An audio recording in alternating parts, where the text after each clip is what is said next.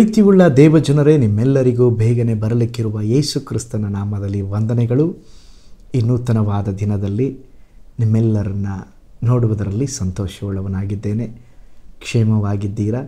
ಈ ದಿನ ಕೂಡ ದೇವರು ನಿಮಗೆ ಜಯವನ್ನು, ಬಿಡುಗಡೆಯನ್ನು, ಅದ್ಭುತವನ್ನು ನಿಮ್ಮ ಜೀವಿತದಲ್ಲಿ ಮಾಡಲಿಕ್ಕಿದ್ದಾರೆ.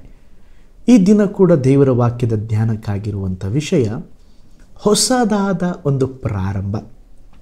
ಅದಕ್ಕೆ ಆಧಾರವಾಗಿ ಕೀರ್ತನೆಗಳು 146:5 ವಾಕ್ಯ, ಯಾವನಿಗೆ ಯಾಕೋಬನ ದೇವರ ಸಹಾಯಕನೋ, ಯಾವನು ತನ್ನ ದೇವರಾದ ಕರ್ತನನ್ನು ನಂಬಿರುತ್ತಾನೋ ಅವನೇ ಧನ್ಯನು. ನೋಡ್ರಿ, ಈ ವಾಕ್ಯ ಹೇಳ್ತದೆ, ಯಾವನು ದೇವರನ್ನು ನಂಬಿರುತ್ತಾನೋ ಅವನೇ ಧನ್ಯನಂತೆ. ಈ ಹೊಸ ದಿನವನ್ನು ಪ್ರಾರಂಭಿಸುವಾಗಲೂ ಕೂಡ ಅನೇಕರಿಗೆ ಅನೇಕ ವಿಧವಾದ ಪ್ರಶ್ನೆಗಳು ಏಳುವುದುಂಟು. ಈ ಹೊಸ ದಿನ ನನಗೆ ಹೇಗಿರುತ್ತದೆ? ಈ ಹೊಸ ದಿನದಲ್ಲಿ ಇನ್ನೂ ಎಂತೆಂಥ ಸಮಸ್ಯೆಗಳನ್ನು ಎದುರಿಸಬೇಕು?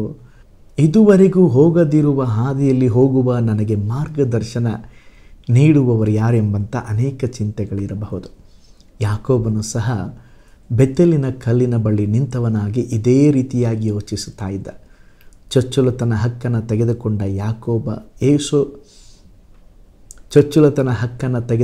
ಯಾಕೋಬನು ಏಸಾವನ ಕೋಪಕ್ಕೆ ಗುರಿಯಾಗಬೇಕೆಂಬಂಥ ಭಯ, ತನ್ನ ಭವಿಷ್ಯ ಹೇಗಿರುವುದೆಂಬುದು ಅಧೈರ್ಯ, ಎಲ್ಲಿಗೆ ಹೋಗಬೇಕೋ ಗೊತ್ತಿಲ್ಲ, ಇವೆಲ್ಲವೂ ಯಾಕೋಬನನ್ನು ಬಾಧಿಸಿದ ಹಾಗೆಯೋ ಯಾಕೋಬನು ಇವೆಲ್ಲವನ್ನು ನೀಗಿಸುವವನಾದ ದೇವರ ಬಳಿಯಲ್ಲಿ ಆ ಕನಸಿನಲ್ಲಿ ದೇವರನ್ನು ಕಂಡನು.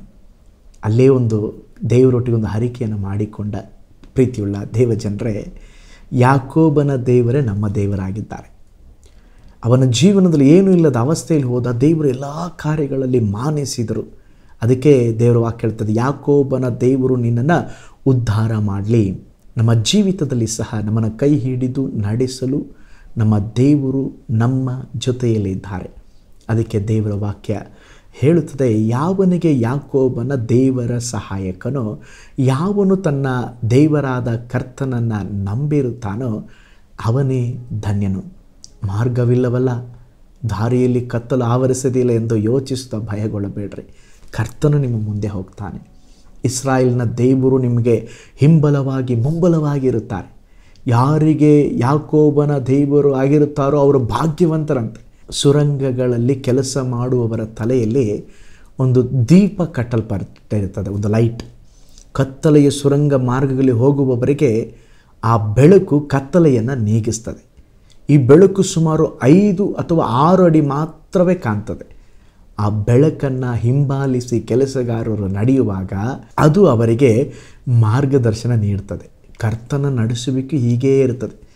ಅನುದಿನವೂ ಆತನು ನಮಗೆ ಬೆಳಕನ್ನು ಅನುಗ್ರಹಿಸುತ್ತಾನೆ. ಅದನ್ನೇ ಹಿಂಬಾಲಿಸಿ ನಾವು ಮುಂದುವರಿಯುವಾಗ ಸದಾಕಾಲ ಆತನು ನಮ್ಮನ್ನು ಕಾಪಾಡುತ್ತಾನೆ. ಆದುದರಿಂದ ಆತನಲ್ಲಿ ನಂಬಿಕೆ ಇಟ್ಟು ಧೈರ್ಯದಿಂದ ಮುನ್ನಡೆಯೋಣ. ಕರ್ತನು ನಿಮ್ಮ ಕಾರ್ಯವನ್ನು ಸಿದ್ಧಿಗೆ ತರುವನು. ಪ್ರಾರ್ಥಿಸೋಣ. ಪರಲೋಕದ ತಂದೆಯೇ, ಯಾವನಿಗೆ ಯಾಕೋಬನ ದೇವರು ಸಹಾಯಕನೋ, ಯಾರು ದೇವರನ್ನು ನಂಬಿರುತ್ತಾನೋ ಅವನೇ ಭಾಗ್ಯವಂತನೆಂಬುದಾಗಿ ನಾವು ನೋಡ್ತೇವೆ ಸ್ವಾಮಿ.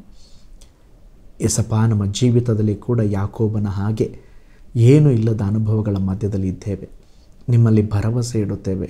ಯಾಕೋಬನನ್ನು ಆಶೀರ್ವದಿಸಿದ ಹಾಗೆ, ಅವನನ್ನು ಉದ್ಧರಿಸಿದ ಹಾಗೆ ಅದೇ ಪರಿಸ್ಥಿತಿಯಲ್ಲಿರುವಂಥ ನಿನ್ನ ಜನರನ್ನು, ಮಕ್ಕಳನ್ನು ಉದ್ಧರಿಸ್ರಿ, ಆಶೀರ್ವಾದ ಮಾಡಿರಿ.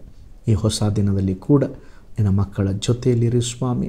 ಅವರ ಮುಂದಾಗಿ ನಿನ್ನ ಪ್ರಸನ್ನತೆ ಹೋಗಲಿ ದೇವರೇ. ಅವರು ಮಾಡುವ ಎಲ್ಲ ಕೈ ಪ್ರಯಾಸಗಳನ್ನು ಈ ದಿನ ಕೂಡ ಬ್ಲೆಸ್ ಮಾಡಿರಿ.